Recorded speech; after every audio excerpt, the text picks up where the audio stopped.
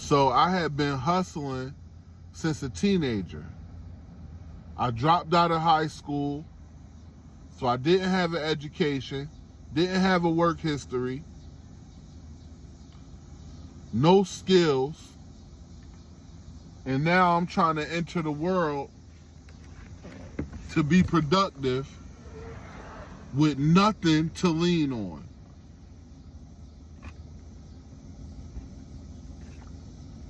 And it was the worst few years of my life trying to transition out of a hustling mindset to do something positive for myself, the mother of my children, and my new daughter. And eventually we moved because everybody was getting busted. My sister got busted. She went to prison. A couple of my homies got busted and went to prison. Another one of my homies got shot up in Atlantic City. I had got robbed at gunpoint, gun in my head.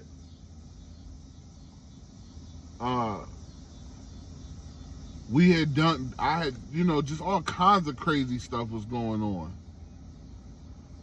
So I figured, it's time to let this go. I have no other choice.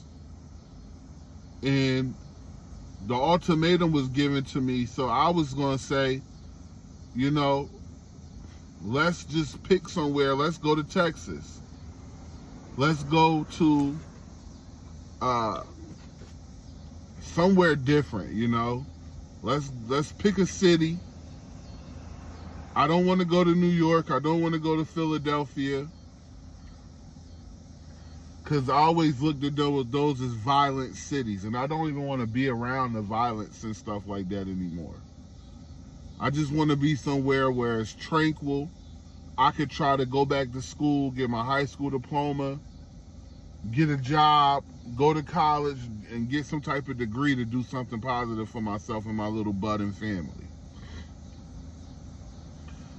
Well, at the same time, the mother of my children enrolled into college, and the idea of picking up and us just moving as a small budding family, that kind of went out the window. So now she's in school. We're trying to move away from all the madness. Now, a few months later, we did move away. I gave up the hustling. A lot of people were calling me and still trying to get me for at least a year. People were still calling me and trying to get me to come back into the drug dealing game. And I just wouldn't do it. I wouldn't do it. One of my best friends had a falling out with him. Something that I truly regretted, because it was one of my best friends in the world, man, and I truly loved him as a friend.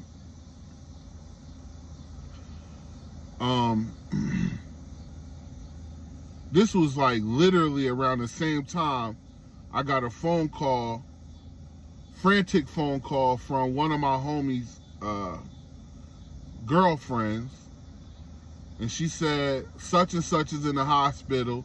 He just got shot up in Atlantic City. I'm like, oh my God. So we try to go to the hospital. Me and a bunch of the other homies try to go see him. And the blood homies called me. Was like, yo, y'all going to the hospital to see him? I'm like, yeah, I'm going to see cuz now. And they like, all right, when y'all leave, we gonna come, because we don't want to be all there at the same time. Because even though I was running around with a blue flag hanging out my pocket, I was really cool with a lot of the red flags. We did a lot of business together. I was so popular in the streets with both sides that they called me Purple City. And that's the blue and the red mixed together. As most people know, blue and red mixed together makes purple. They call me Purple City. And because I was like the person that was the go-between between the blue and the red. Because I had a great relationship with both sides.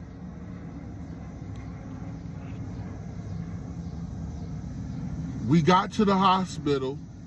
The police would not let us up to see the brother. Luckily, he lived. He didn't die, but he got shot 7 times. 2 days later, another one of my homies gets shot. I get the phone call, oh, such and such just got shot. I'm like, oh man, it's crazy. It's going down out here. So it's so many different things happening at one time. It feel like the walls is closing in on me. And my homeboy that I had a falling out with, we used to hustle together. And his cousin called me and said, I want you to stop hustling. I said, why? First of all, I hadn't heard from you in mad long. Like, what's up with you? She like, I want you to stop hustling. Did you hear what happened to my cousin? I'm like, no. She like, he went to Trenton, was dealing with some guys in Trenton, and they did him dirty. I said, oh, wow. She like, yeah, they did him dirty. Luckily, they didn't kill him, but they did him dirty. I'm like, wow. I was so heartless at the time, even though I loved this brother as a friend. Me and him had been friends since we was literally 13, 14 years old, maybe. And we were friends well into 16, 17 years old.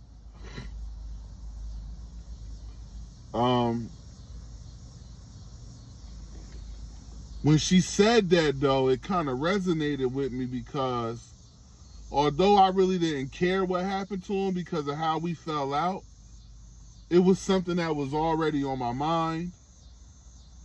It was something that was already being said to me by the mother of my children.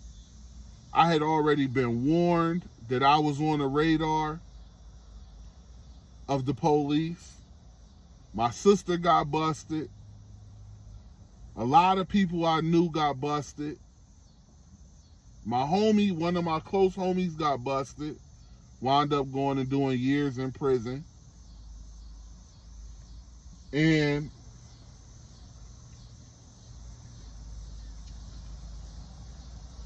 I said, you know what? I throw my hands up. I'm done. This is not working anymore. I'm not even making the same kind of money anymore. I'm just risking my life and my family life for nothing. So I packed my little family up and I moved. And I said to myself, it's time for me to make some real changes in life. I can't keep doing the same thing over and over again. It's not worth it. All my homies is getting shot. I know I'm next.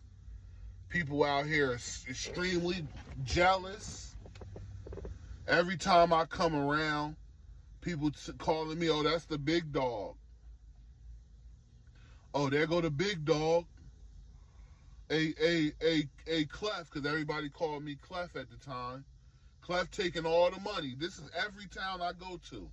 It didn't matter where I went. All the hustlers in that town was starting to become envious of me.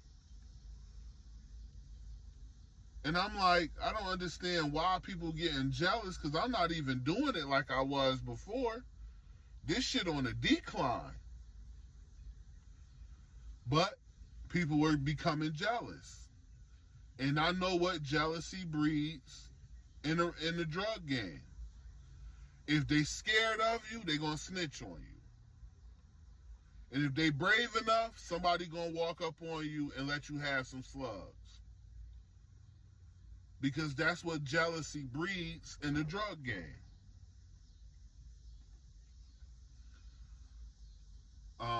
I started to feel very remorseful. Now I moved my family. I'm still running around, but I moved my family out of harm's way. And like I said, the overwhelming feeling just was coming over me all the time about, man, it's time to let this stuff go. This is not really who you are. You know, you didn't have such a hard life to where you really need to be out here hustling and drug dealing and stuff like that. This is not what you come from. I really come from a wholesome family. I have people in my family who are very successful, have great careers, and are very accomplished. So I had great examples in front of me. So it was never really a need for me to be in the streets. It's just I took to the streets like a fish in water because I needed something to feel like I belonged to. And the streets embraced me. And I became popular in the streets.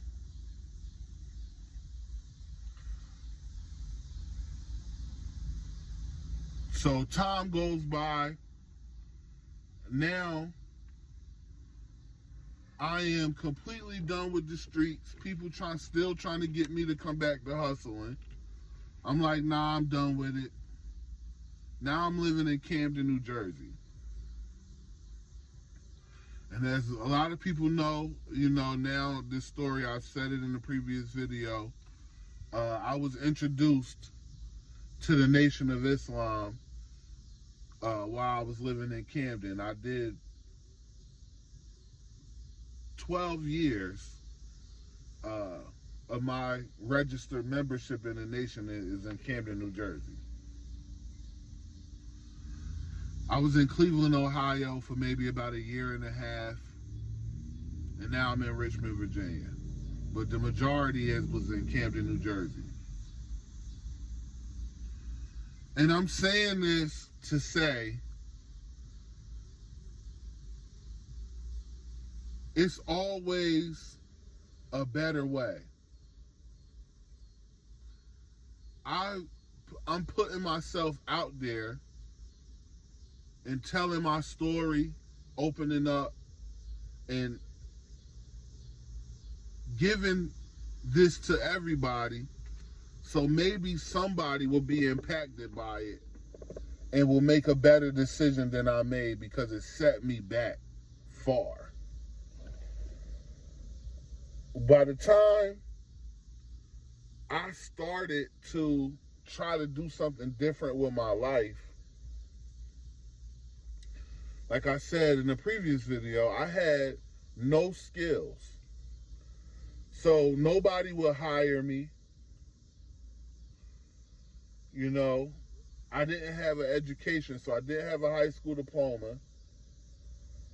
And it was like really, really rough, because nobody's going to hire you when you don't have a skill set to be hired on. You don't have an education.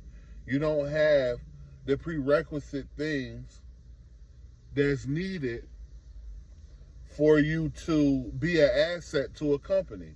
So, although I was there for everything with the mother of my children, all her troubles, all her struggles, I was there with her when she wanted to go to school and better her life, and I stuck with her through it, and I kind of facilitated and helped her so she could get her education. I put myself on a back burner for her.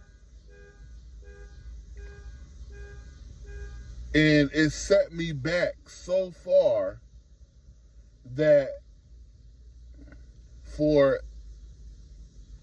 2 or 3 years, I didn't have a job, no income, no money coming in.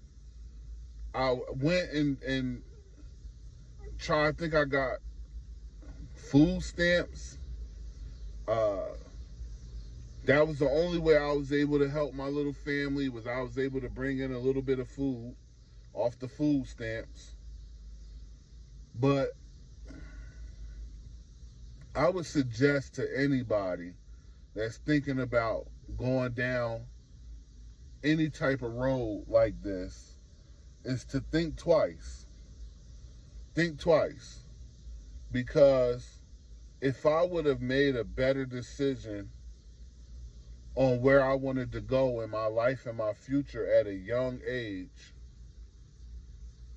it's a strong possibility that I would be way further than where I am today. Now, I am extremely proud of myself and what I've been able to accomplish in such a short amount of time to put myself in a good position in life. Because I might not be in the best position, but I'm definitely not in the worst position.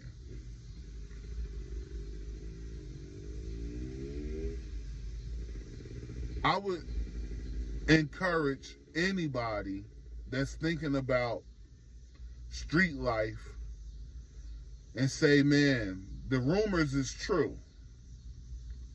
The rumors is true. Street life, if it's a detriment, it's a detriment to your life, man. It's going to hold you back from the greatness of who you truly are. So I would suggest for anybody that's thinking about turning to life of crime or street life to, no, don't do that, man. Let it go. Being on a straight path is extremely hard. It's extremely hard. But it's very rewarding if you are willing to stay on a straight path and go through whatever you have to go through to become great in your life, and don't take shortcuts.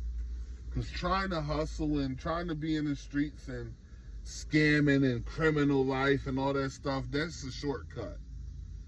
And shortcuts lead to long prison sentences and long heartbreaks. Don't do what I did. Learn from what I did. I always tell the youth, the younger people, when I'm able to talk to young people, don't do what I did.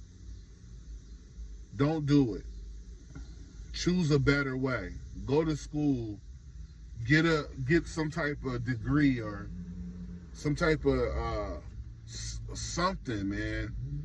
A technical skill or something that's going to provide a good life for you and your family.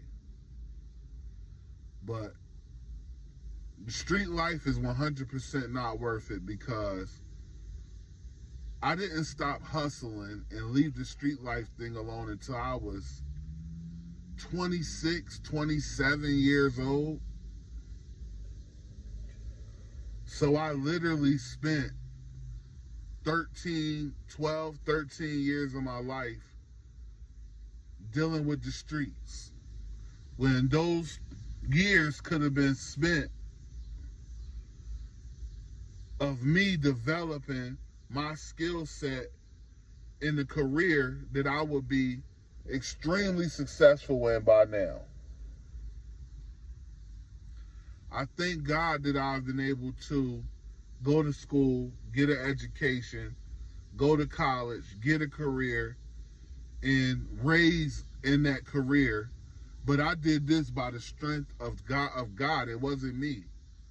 It was the guidance and the help of God that helped me to get to where I'm at. And I'm extremely grateful, and I understand that. So please, listen to me and take heed to what I'm saying. Don't follow my path. If you hear this video and you a young person, don't follow my path. It ain't worth it.